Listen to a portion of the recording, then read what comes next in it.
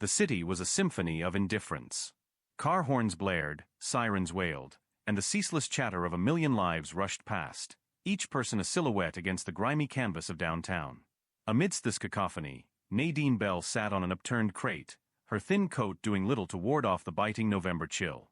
Her world was a patchwork of discarded newspapers and the bitter taste of stale coffee, her face etched with a silent narrative of years spent battling the elements and the ghosts of her past. Yet, from this desolate existence, there was an anomaly. Sometimes, when the hunger gnawed too fiercely, or the loneliness pressed too hard, a sound would escape her. A pure, unadulterated melody that seemed to defy the very air it traveled through. It was a voice that belonged not to the streets, but to hallowed halls, to sun-drenched cathedrals, to the most tender corners of the human heart.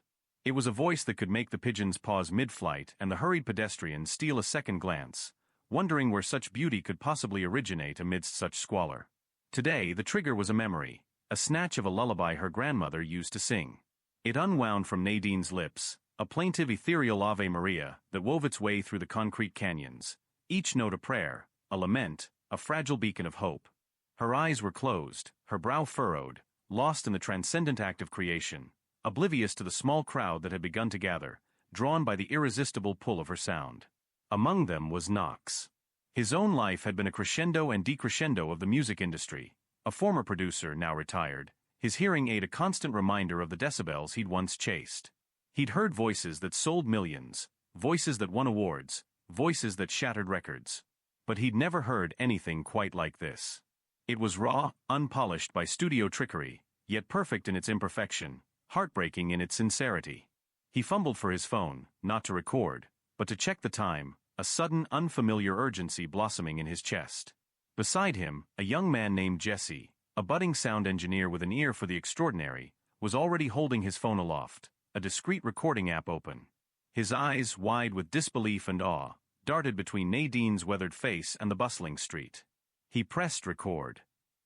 When Nadine finished, a profound silence hung in the air, broken only by a few scattered coins clattering into her worn coffee cup. She opened her eyes, startled by the faces staring at her. Shame, a familiar companion, began to creep in. She averted her gaze, her fingers trembling as she picked up a crumpled dollar bill. Knox stepped forward, a tall, imposing figure with kind eyes. "That was extraordinary," he said, his voice a low rumble. Nadine flinched, pulling her coat tighter. She'd learned to be wary of strangers, especially those who looked like they belonged to a different world. "Just singing," she mumbled, not meeting his gaze. "No," Knox insisted gently. "That was a gift. Your voice, it's a miracle." Jesse, emboldened, spoke up. "I recorded it, ma'am. Just a short bit. I hope you don't mind. It's incredible." Nadine stared at the phone. The idea of her voice, her most private solace, captured and played back, felt invasive. "Delete it," she whispered, a sudden tremor in her voice. Knox held up a hand. "Wait. My name is Knox. I used to be in music. I believe your voice deserves to be heard. Not like this. Not on the street." He paused, choosing his words carefully. "I'm not offering you fame, Nadine. Not yet. I'm offering you a warm meal, a bed for the night, and a chance to sing somewhere warm with a piano." Nadine looked at him, suspicion warring with a desperate buried flicker of hope. She'd heard promises before. They always evaporated with the morning dew. "Why?" she asked, her voice raspy. "Because," Knox said simply, "beauty like that shouldn't be wasted. And because everyone deserves a second chance. Maybe even a third." It took a while. Much longer than Knox had anticipated. Nadine's distrust was a fortress built over years of neglect and disappointment. Jesse, with his youthful enthusiasm, helped bridge the gap, sharing his recording and explaining how he hoped to help, not exploit. He played her voice back, a raw, pure sound that even Nadine hadn't truly heard in years. It was hearing herself, through Jesse's phone, that finally crumbled a piece of her wall. The voice was undeniably hers, yet it sounded like a forgotten friend, begging to be remembered. Eventually, hunger and the sheer, unexpected persistence of these two men won. Knox took her to a modest diner, where she devoured a plate of pasta with a hunger that made her almost dizzy. Then to a clean, quiet shelter he knew, where a hot shower felt like a baptism, washing away not just grime, but layers of despair. The next morning, dressed in clean if ill-fitting clothes provided by the shelter, Nadine felt like a ghost in her own skin. She looked in the mirror, truly looked, for the first time in what felt like a decade. Gaunt, yes, but beneath the weariness, she saw faint echoes of the woman she used to be. Nadine Bell, not just the homeless woman who sings. Knox and Jessie met her, their faces alight with a mixture of excitement and concern. Feeling better? Knox asked. Strange, she admitted. Like I've woken up in a dream. Good, Jessie chimed in. Because we have a dream for you. They led her to Knox's small, cluttered home studio, tucked away in his suburban house. It was a shrine to music, dusty guitars on stands, a faded drum kit in a corner, and at its heart, a beautiful polished grand piano. Nadine ran a tentative hand over its keys, a shiver running down her spine. The last time she touched a piano, she'd been a promising conservatory student, her future bright, her heart full of song. Try it, Knox urged gently. Nadine hesitated, a tidal wave of fear and memories washing over her. The stage fright that had always plagued her, amplified 1,000 times by the years of silence and self-doubt. The reason she'd originally crumbled.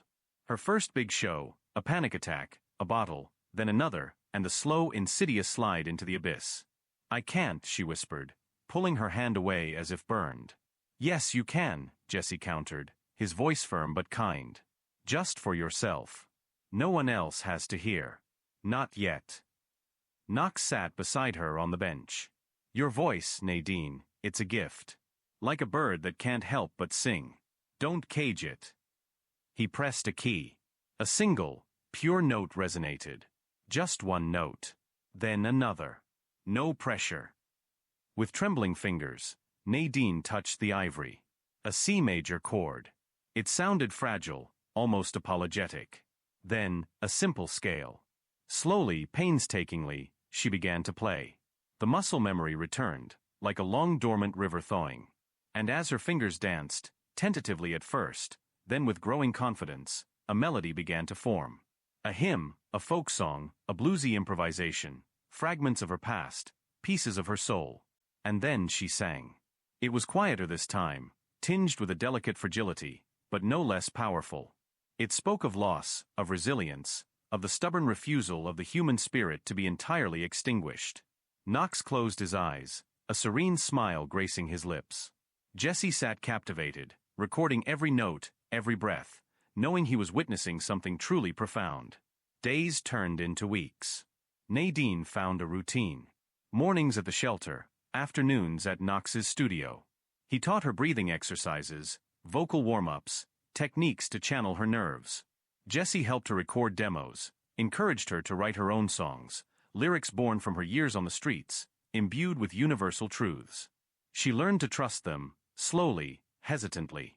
Knox, with his quiet wisdom, became a mentor, Jessie, with his youthful energy, a devoted friend. Her past lingered, a shadow she couldn't outrun. One afternoon, amidst a recording session, she broke down, the memories of her lost child, her descent into addiction, the shame of her choices, overwhelming her. Knox held her as she wept, offering not judgment, but empathy. We all have our demons, Nadine, he said softly. The bravest thing isn't fighting them, it's learning to sing in their presence. The first small step towards a return was an open mic night at a cozy local cafe. Jessie had arranged it, keeping Nadine's history private. Knox sat in the back, a mixture of pride and anxiety churning in his stomach. Nadine, dressed in a simple but elegant black dress Knox had helped her find, stood before the microphone, her heart pounding a frantic rhythm against her ribs. The small crowd, mostly students and regulars, chatted idly. She closed her eyes, took a deep breath, and thought of the lullaby, of the streets, of Knox and Jessie. She thought of her voice, her anchor. And then, she sang a song Jessie had helped her write, a ballad of resilience and finding light in the darkest corners. The chattering stopped. Cups paused mid-air. The entire cafe fell silent, mesmerized. Her voice was pure resonant, weaving a spell that held every ear captive. By the time she finished, a standing ovation erupted, genuine and thunderous. Nadine opened her eyes, tears blurring her vision, a hesitant, shy smile gracing her lips. For the first time in years, she felt like she belonged. The cafe owner, enchanted, offered her a weekly gig. Word spread. Videos Jessie uploaded online, simple phone recordings, began to garner attention. Not viral fame, not yet, but a dedicated following of people moved by the raw authenticity of her voice.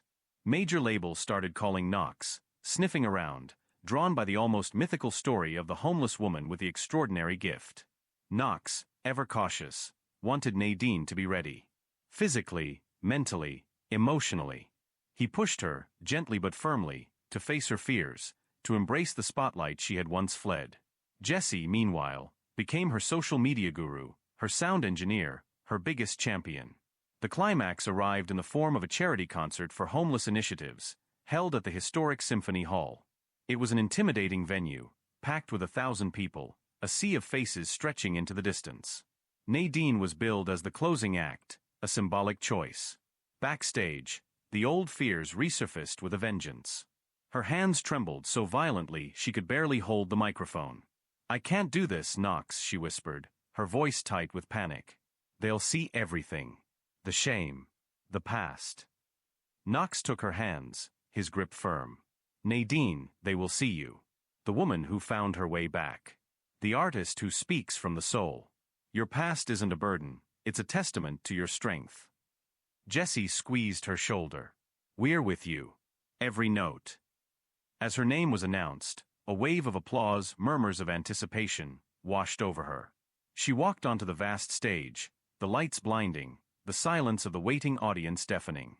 For a terrifying moment, she was back on the street, cold and alone. Then, she saw Knox in the front row, his gaze steady, encouraging. Jessie, behind the soundboard, gave her a thumbs up. She closed her eyes for a split second, taking a deep breath, and found her center. This time, she didn't just sing. She poured her entire being into the music. She sang a new original song, one she'd written in the studio, a testament to her journey. Her voice soared, clear as a bell, filled with a power that left no heart untouched. It was a lament for lost dreams, a hymn of gratitude, and a defiant anthem of hope. She sang for every forgotten soul, for every broken promise, for every dawn that came after the darkest night. When the last note faded, the silence was palpable, thick with shared emotion. Then, the thunder crackled. A standing ovation, not polite, but passionate, tearing through the hall. People were on their feet, tears streaming down faces, hands clapping until they ached. Nadine Bell, the woman who had once been invisible, now commanded the attention and admiration of 1,000 souls.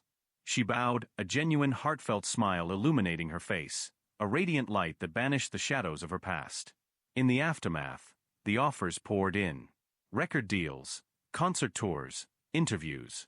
Nadine chose carefully, guided by Knox and Jessie, who formed a formidable protective team around her.